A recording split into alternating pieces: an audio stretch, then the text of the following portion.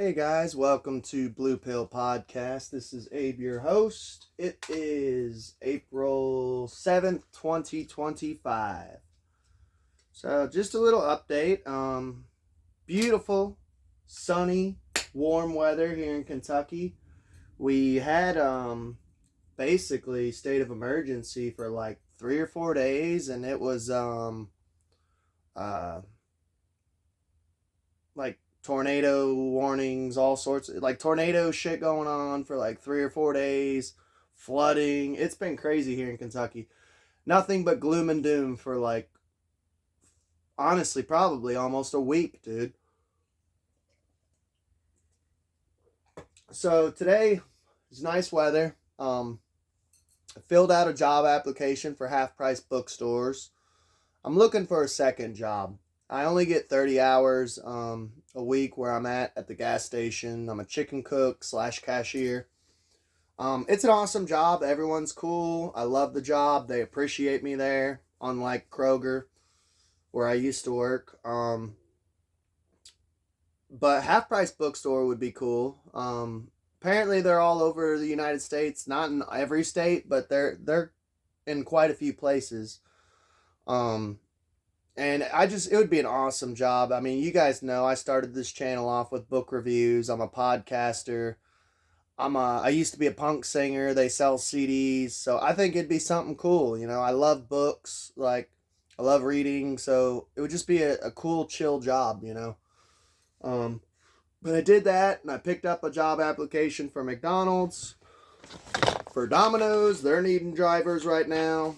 So I'm just trying to hustle. Every day I'm hustling, man. I got money on my mind, you know what I'm saying? But that's been my day.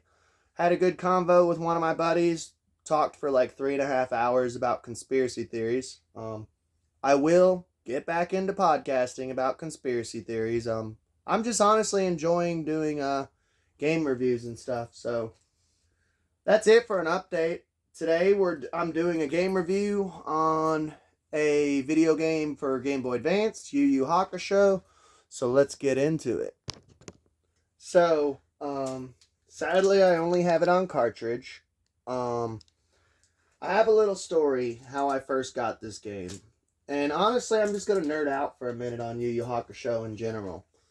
So, I was first introduced to YuYu Hakusho when I was 12. At 12 years old, I started collecting comic books. I fell in love with collecting comic books. My dad, we would go to this flea market in Hudson, Florida. I believe it was Hudson, or it might have been next town over, but I was raised in Hudson, Florida, Pasco County. And we had this flea market. It was the outdoor slash indoor flea market. It was pretty ghetto, but it was fucking awesome, dude. And it was called Flea Masters. And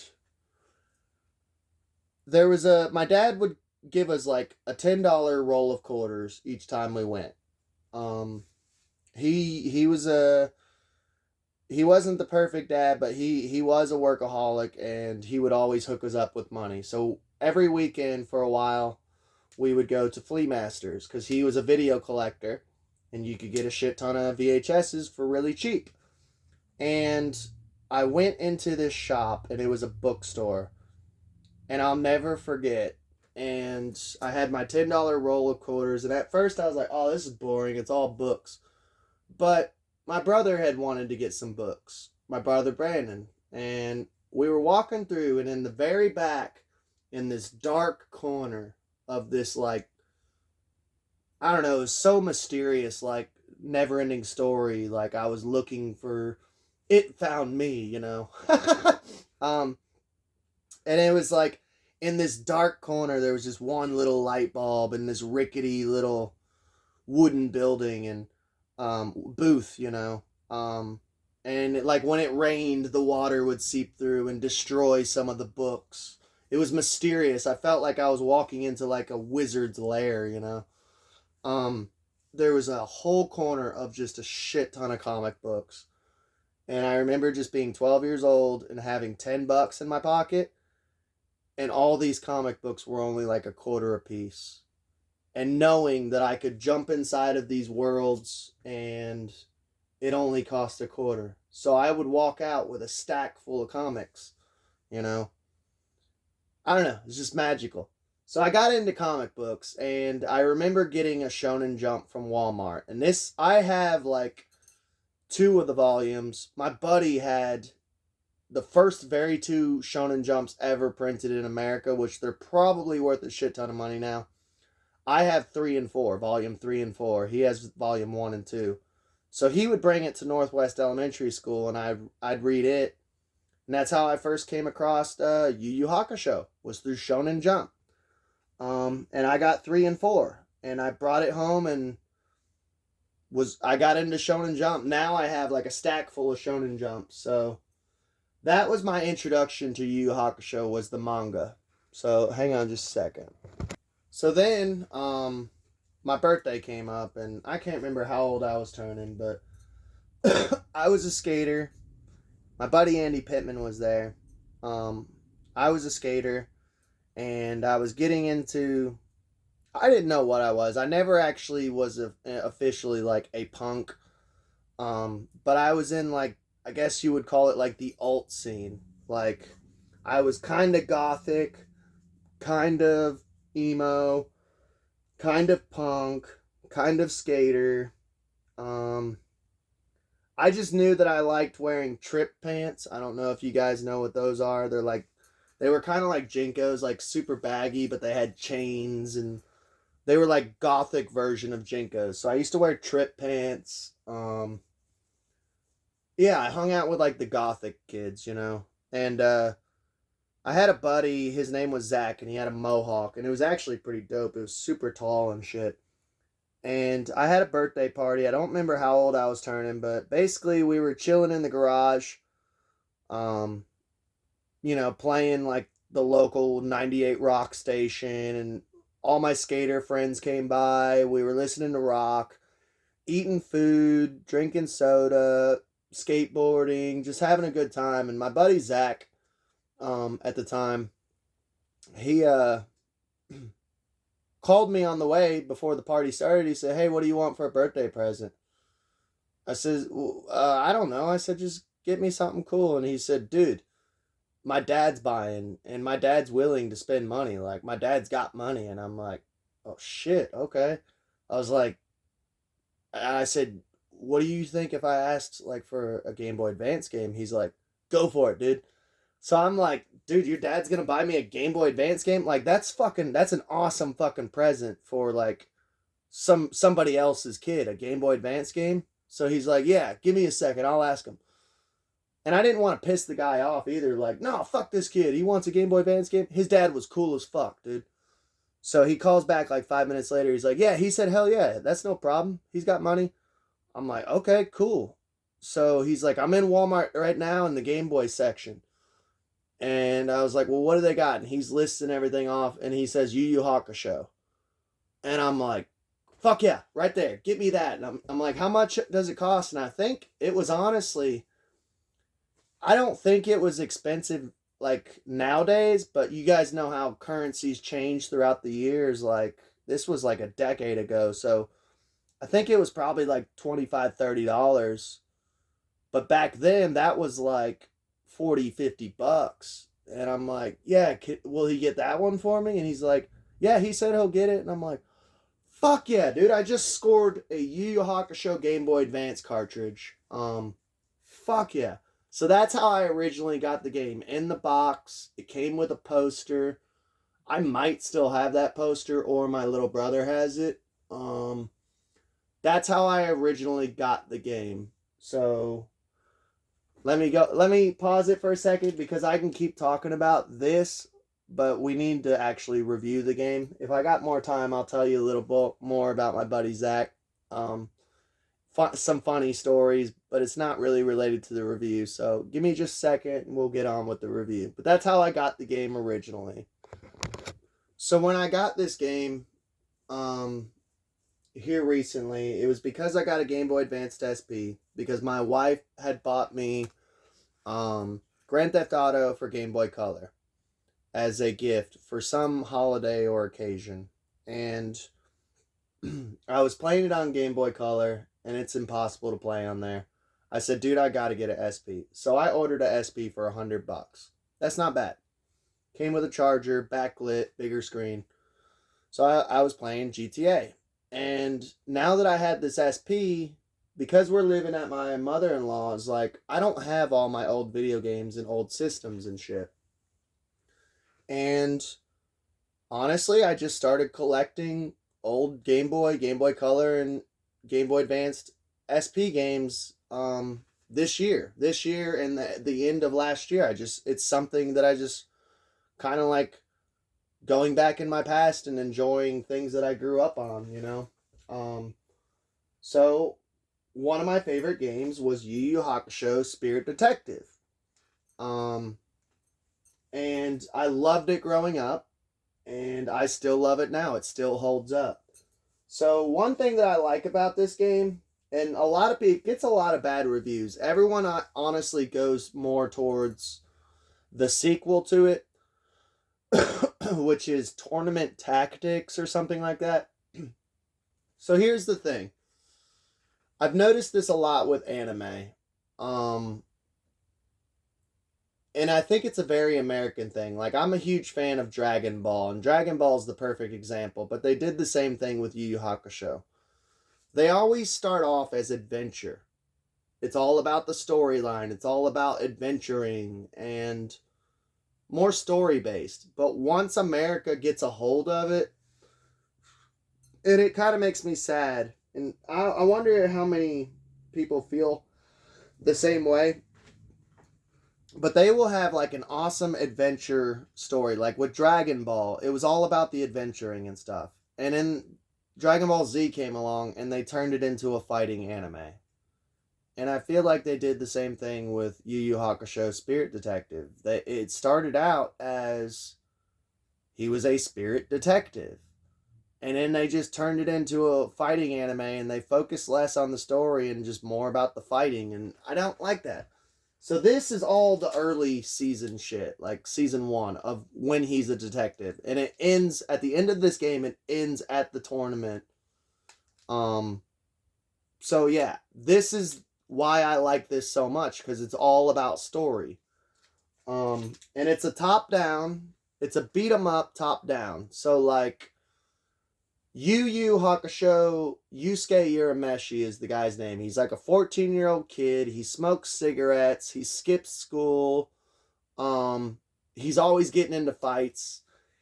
And with Japan, they love like American culture as far as like Elvis, Greasers, punk rock. And a lot of people don't know this, but like there's actually still like quite a bit of a greaser scene in Japan.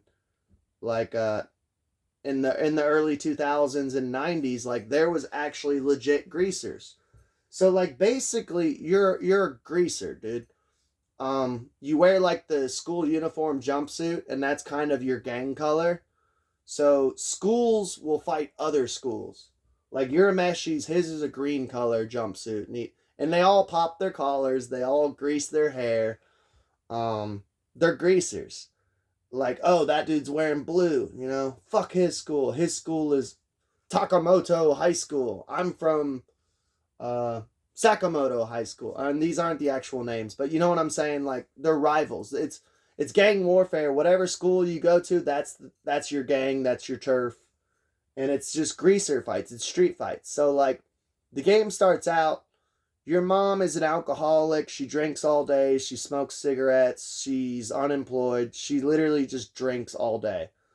And Urameshi skips school, so he just walks around town all day. So you start out, you're just a hood rat. And I love that, man. It reminds me, honestly, kind of like Grand Theft Auto without cars. You can get hit by cars while you're walking the streets, and that actually ties in with the storyline. Which we'll get into, unless you know the story of Yusuke Urameshi. But yeah, you just free roam the city, and the map is pretty decent. It's like a sandbox. It reminds me of Grand Theft Auto. It's top down. Well, not top down, but slightly at an angle, kind of like Pirates of the Caribbean we were talking about the other day. Black Curse of the Black Pearl, kind of like that.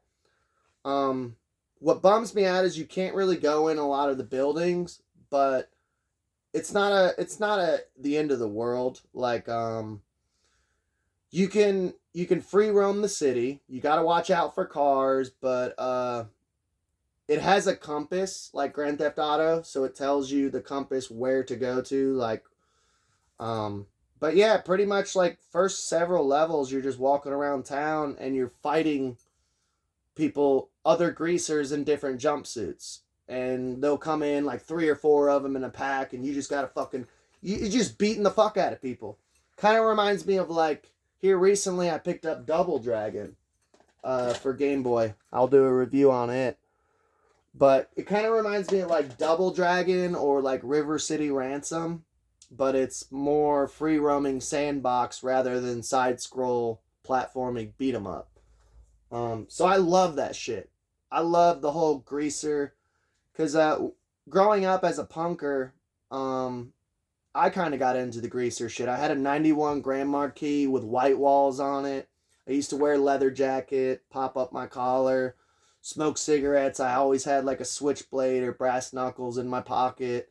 Um, I would like spike my hair and like grease it up and shit. Roll up my pant legs and have like wear Converse. I loved the whole greaser shit. Used to listen to like Stray Cats, Johnny Cash, Elvis Presley. So yeah, it was cool as fuck, dude. I love that shit. Um, Hang on just a second. So I do want to kind of recap on a couple things. First of all, cars try to hit you. That actually ties in with the story. So just a little recap of basically, and it ties in if you just want to know about the story in general. So you're a greaser, you're a punk, you're a street urchin, you know, whatever you want to call it. You're a punk. You're like a 14-year-old jerk, little gangster whose life is going towards prison or jail. Um, and there's a little boy playing with a ball in the middle of the street. And this is where the game changes. So, first several levels, you're just walking around being a street punk. You save the little boy's life, and there's a cutscene, which there are a couple cutscenes in the game. They look beautiful. Um, for Game Boy Advance, they look beautiful. You save this boy's life, and instead of getting sent to hell, Koenma, which is kind of like the Grim. Well, no, he's not the Grim Reaper. What's her name is? Bo something. It doesn't matter. The Japanese have their own Grim Reaper. Koenma's kind of like God's son. So maybe kind of like Jesus, maybe. Um, he pretty much tells you, and it's based off of like Japanese mythology and shit. I don't know if it's Shintoism or Buddhism. I'm not. Look, man. You guys know I'm an occultist, but I'm more into Western, not so much Eastern. You'd have to ask my wife. She's more into the Eastern. Um, so Koenma's like, hey, you're a piece of shit. Um, but you sacrificed yourself for a little boy. So apparently there is some good in you.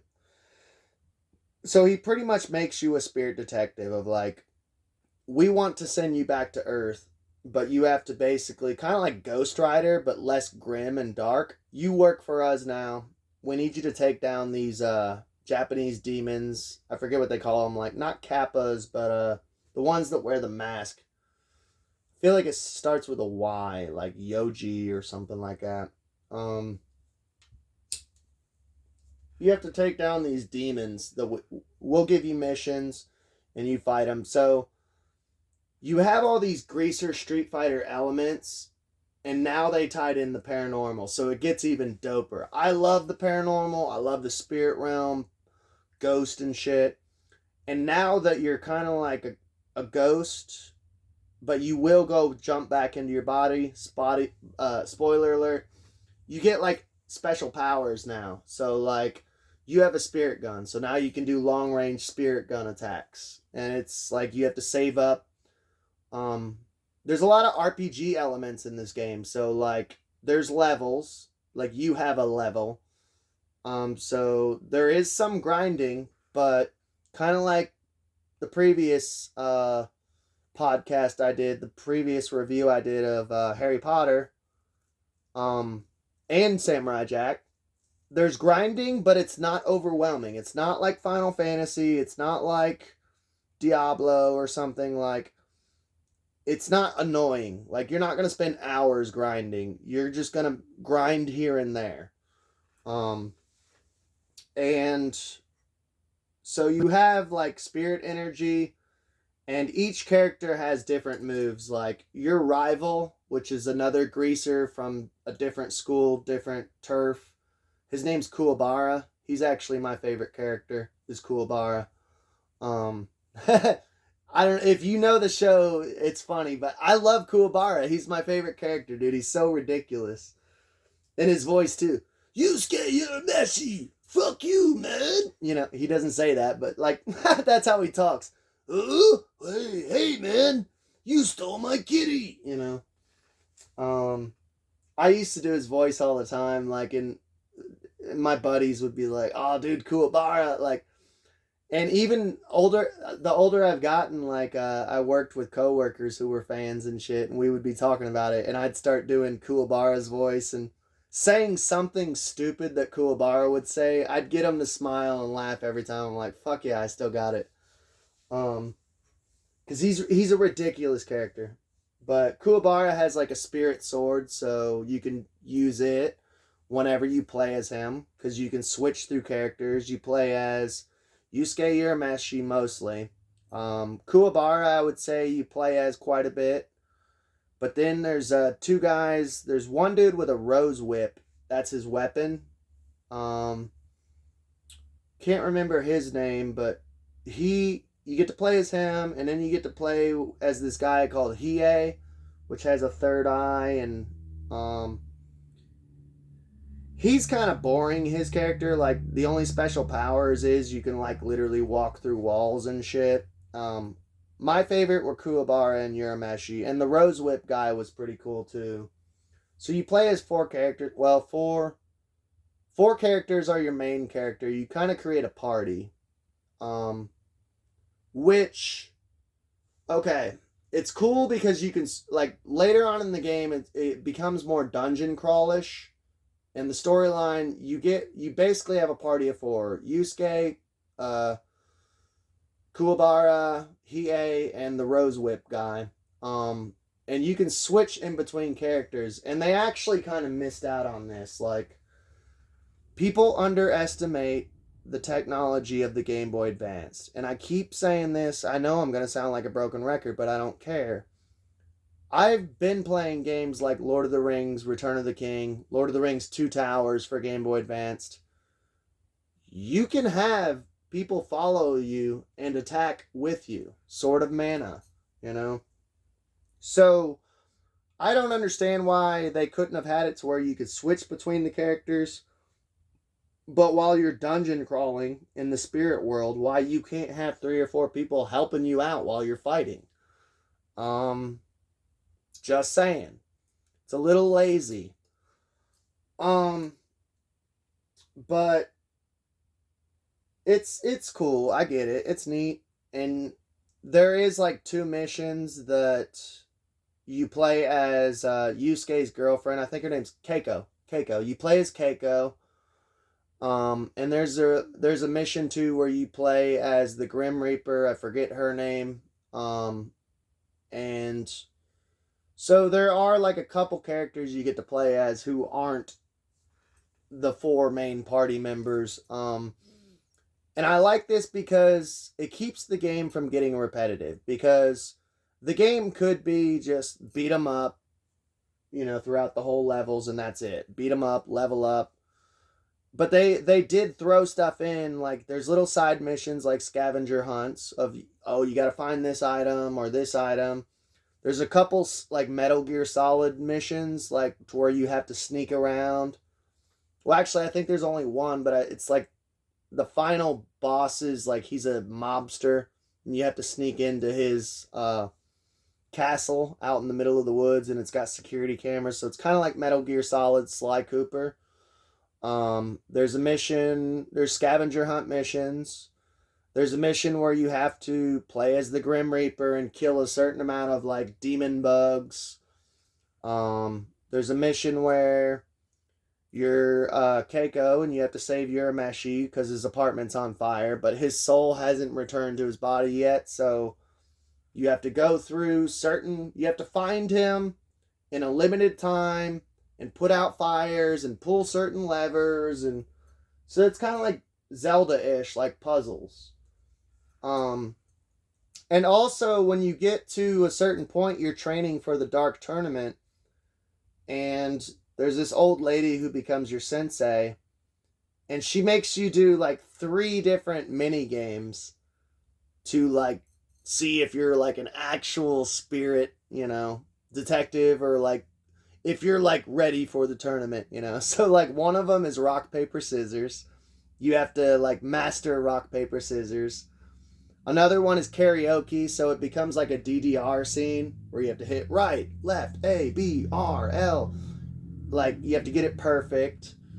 There's one that, dude, it frustrates me to this day. I'm able to beat it, but I struggled with it as a kid, and I still struggle with it now. It's probably one of the hardest parts of the game. There's a punching machine where you have to punch it. So, dude, it hurts your hand. You are literally like sweating while you're doing it. You have to hit like A, and you have to raise this meter, and then as the meter hits, you have to multitask and hit another button. So you're sitting there like, like this is hurting my arm, and you gotta watch it, and then once it gets past that meter, you're like, click, okay, I got it, oh my god. You have to retry it over and over and over, and it like literally you're pouring sweat and your arm fucking hurts. I hate that part of the game because I remember playing it multiple times. I'm like, I hate this part of the game. So there's many games that kind of break up the monotony of the game. So I never felt like it was too repetitive or boring. I always felt like it was just enough of different types of stuff to where I was like, okay, this is cool, it's not repetitive. So now as far as the sequel, the tournament tactics, whatever the fuck it's called, Dark Tournament, for Game Boy Advance. I'm not saying it's a bad game because I did play it a little bit. Look, my favorite Final Fantasy game is Final Fantasy Tactics Advanced. So I love tactical games. I feel like I would buy the game if I seen it for like $6 or $10 or something. Maybe even 15. I would buy the game. But I'm not gonna go out of my way because that's when during the anime it turned into just a fighting anime. They stopped focusing as much on the story. They stopped focusing as much on the adventure. Spirit Detective is my favorite saga rather than Dark Tournament. But I would, if I seen it for cheap, I'd pick it up, but I'm not going to go out of my way to get it. So let's talk about the aesthetics of the game a little bit. Let's get artsy fartsy. The music, I love the music. Actually, give me just a second, and I will hook this up so this song gets stuck in my fucking head. I love the music, and while I was playing this game, I was probably driving my wife nuts because I kept going dun dun dun dun dun dun dun dun dun dun. I'd be like making coffee or cleaning or something or doing dishes. Dun dun dun dun dun dun dun dun dun, like humming it. And she's probably like, "Oh my god, dude, when is he gonna beat this game so I can stop hearing this stupid theme song?" I love it. I love the music for this game. It gets stuck in your fucking head. So that's how you know they're doing something right. But here, I'll play it for you. The music, I love the music for this game.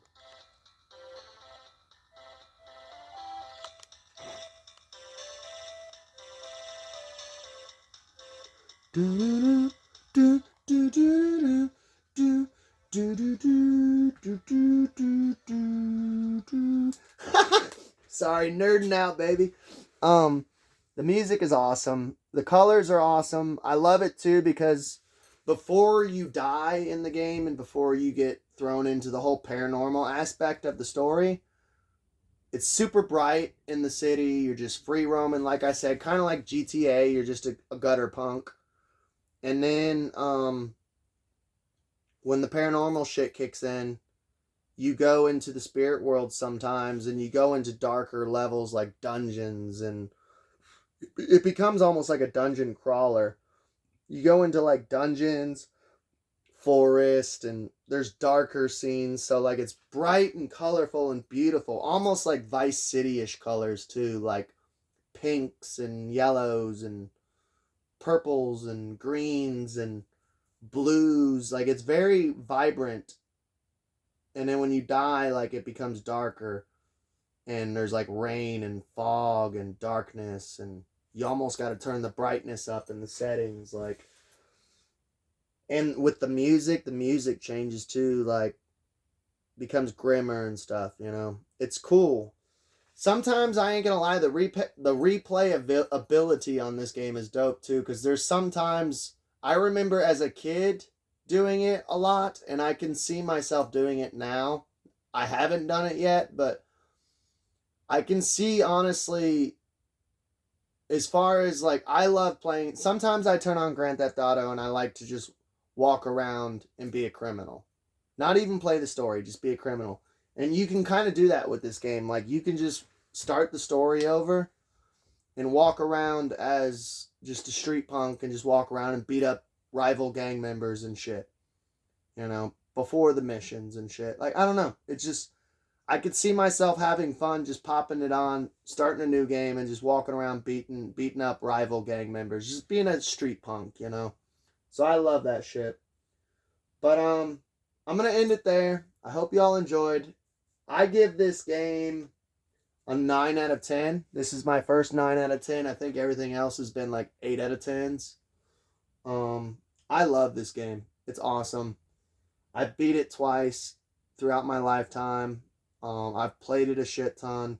My little brother, which he don't talk to me anymore. But he loved it. YuYu Hakusho, if you ever get the chance, watch the show, man. It's fucking YuYu Hakusho, watch the show. It's fucking dope, man. And if you ever get the chance to play this game, it's not that expensive. My wife bought me this cartridge, I think, for like $10-15, you know. It's a cheap game. It's made by Atari, which is really weird. Because they really don't have their fingers in much, but it's dope. Check it out, especially if you like sandbox, free roaming. If you like greaser shit, punk rock shit, like, it's fucking dope. Hope y'all enjoy. Y'all have a good day.